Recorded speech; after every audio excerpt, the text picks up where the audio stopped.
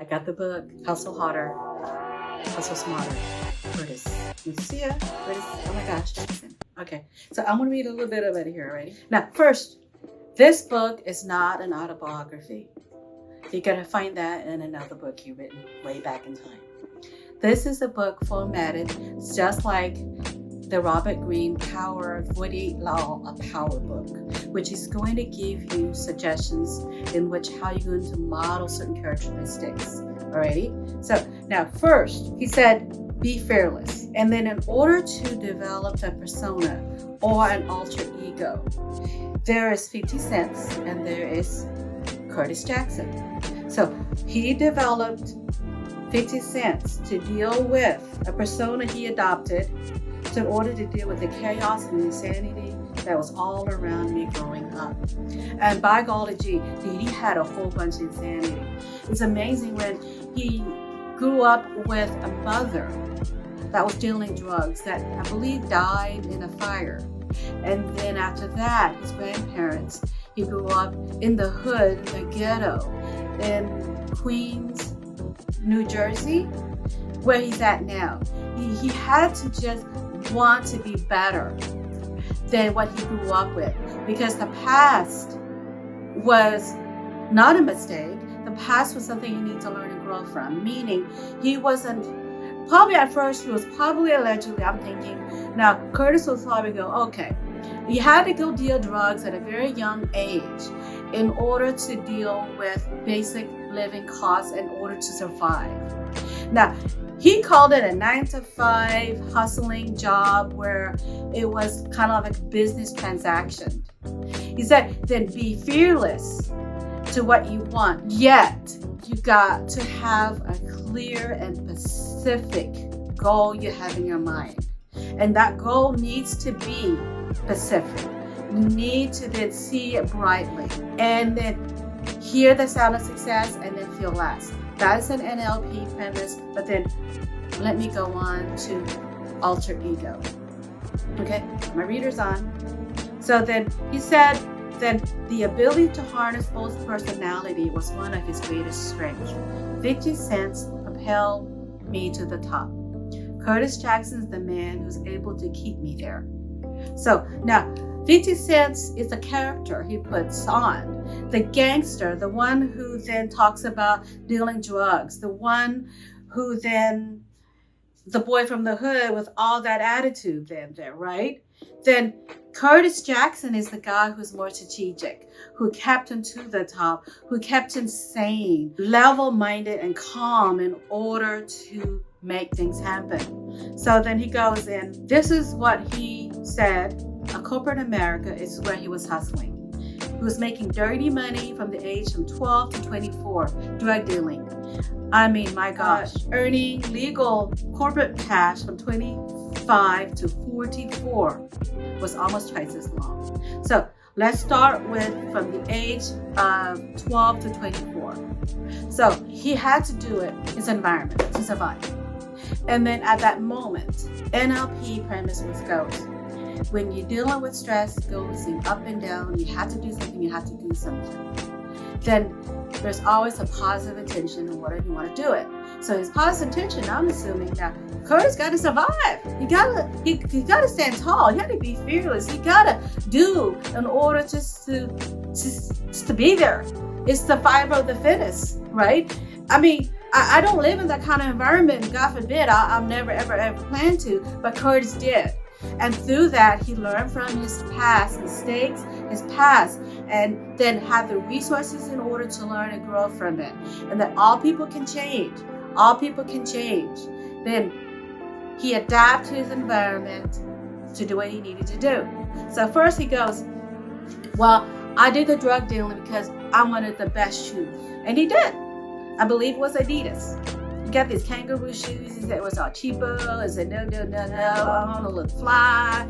I want to go there. So then I'm going to drug deal. And then I want me some Adidas shoes. You know, now it's like Nikes, right? So he did. So then he talks to about, okay, now drug dealing is a bad thing. But this is what he learned from it though. He learned that success is just not an end or a beginning. It's just, you got to keep on taking the steps and then moving on to then another mission, a higher purpose, another goal. So then he goes, well, then I wanted to have the best car. I wanted this, I wanted this, I wanted this. So then now, of course, one should not drug deal. That's a bad thing. It's a legal issue. Like, duh. All right. What I want you to get out of that story now is that he learned the attitude of, really, this is, I believe, Curtis Jackson, or more like 50 Cent. I keep my positive attitude about it. I still like me. I don't give a hoot. Curse words. What you gonna think about me? It's a matter of what he thought about himself that got him there. What he thought about himself, what he wants. And I'm hoping that I'm communicating that very clearly, is that no matter what he was doing, he liked himself no matter what people thought of him. Now, that's courage. That is definitely courage. So that now Curtis, what he did, he was more strategic in setting the plan, the detail of what he needed to do to remain on the top. Does that make sense? So 50 Cent had the attitude. He had the charisma. He didn't give a rat's ass about what you think of it. He will troll, he goes. He will create what? A situation or a crisis in the advertisement world that said there's no such thing as bad advertising. There's no such thing as bad press. Everything's going to be good press even when things are bad, right? So Curtis goes, he's going to create this strategic plan in order to keep 50 Cent to the top. And then the world around him in the chaos was that he also learned that in order to go to the top, you must leave your neighborhood. What does that mean? Meaning, he gave examples of some few people that weren't successful and eventually passed away or died because they stay in the same neighborhood he grew up with. He had to change, and change is change. He had to move his environment. He had to move away from the past.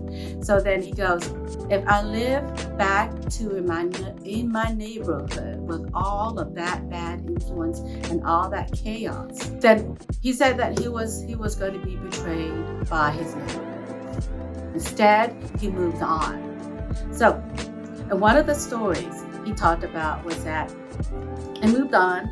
He moved out of the hood, and then he went and bought Mike Tyson's mansion for a huge, considerable amount of money. My gosh, it's going to cost me $70,000, $70K, in order to maintain, pay the electricity bills, and all of this in this mansion. He goes, 50 cents. You're just away a lot. And you still have to pay $70K for a house with so many bedrooms, so many rooms, and it's like dead space. That's awfully expensive. So he goes, in the book, he goes, then now he lives in the book, he goes in a 1-bedroom, very beautiful, very basic home, because he sold that house with Mike Tyson. He goes, with the boy from the hood growing up being dirt poor, I didn't see the value behind paying $70,000 on dead air where he was not going to make use out of it. It was just dead air, dead space. And okay, I will call it me being cheap, but I need a return on investment. I will not have dead air, dead space. So Curtis, I'm assuming, will go, shoot, I'm not going to have dead air and dead space. I'm paying what? And what am I getting in return from it? Because, hey, baby, he works hard for his money. He works hard. He hustles hard for his money. So then now, chapter 1 is talking about being fearless. Meaning getting what your obstacles face on. And then knowing what you want as clear as night and day, as clear as a bright picture, where 50 Cent wanted it, and so did Curtis. They're just one people here. They integrated, meaning become all as one, become more as one, and then here's where he's at because of his hard work. No matter what you're going to say about 50 Cent, no matter what you're going to say about 50 Cent, he went through a lot of chaos, a lot of failures, bankruptcies, removed and let go from a label, and yet through it all, his passion to what he wanted was what he carried him through. How about your passion? How about your goals and what you want? Do you have faith in yourself? Do you have faith in the picture that you want? That inspire hope for you to go ahead and do it and be fearless and then tackle it on face on. So then now I'll put readers on, and then he goes, most people run away from what they're afraid of. I run toward it. That doesn't mean I think I'm bulletproof. I've learned the hard way that I'm not, or I'm unaware of the danger. I experience fear as much as the next man. So he just got better at challenging himself to inspire him to go, what's the next mission? What's the next purpose? What else do I want? And here's his attitude. He really wanted. He need no approval from others. There's a strong team he has that offer him feedback, and he needs no approval of the others. He is looking for $3 and 33 cheers. He got 3 cheers. Let me break that down. He got 3 cheers, meaning 50 Cent, his album, when he went to Eminem, made it to, what was it, double platinum, like the greatest mega hit record of the century, right? So that he did it because he had faith. He did it because he wanted it. He did it because he believed in himself and that he wanted it. And he didn't need your approval to then tell him this is what he wanted. He owned what he wanted, and he just went out and just did it. Now, he had only plan A, and there was no backup plan. I mean, he only go to plan A, and plan A was this, is that. He wanted to then keep rapping, being success, and then now he's a film producer. Amazing. It's an amazing book so far. So then he's comfortable with the fears and chasing his goals. He's comfortable with the fears in an uncomfortable situation and chasing his goals. Can you learn how to do that? And will you? So then how about using hypnosis, doing calm leveling to then control your body response to fight or flight, or that fear response. When you can control it, it's based on what you see. I would love for you to learn how, and will you learn how to control your fears, and then what you want in your dreams has more leverage than the fears that's inside your body. Can you and will you get to the technique to move your body, change the physiology, read a good story about people who have done it, watch a movie about successful people? Can you be obsessive about people who become an action word and know how to deal with failure? And by gosh, Curtis Jackson has quite a few. I respect him. I also liked him as a rapper too. And he has really great fond memories of him in the early 80s and 90s. And when I'm a young lady, listening to his albums, and he has a totally different persona. I respect you. And then knowing more about you, I'm glad I'm reading your book. Thank you for watching the Authors Club. If you have any comments or questions, so have a wonderful day. Make yourself great. Be great, because your attitude is that you are great. You foster your talent into being great by taking action. Enjoy your day.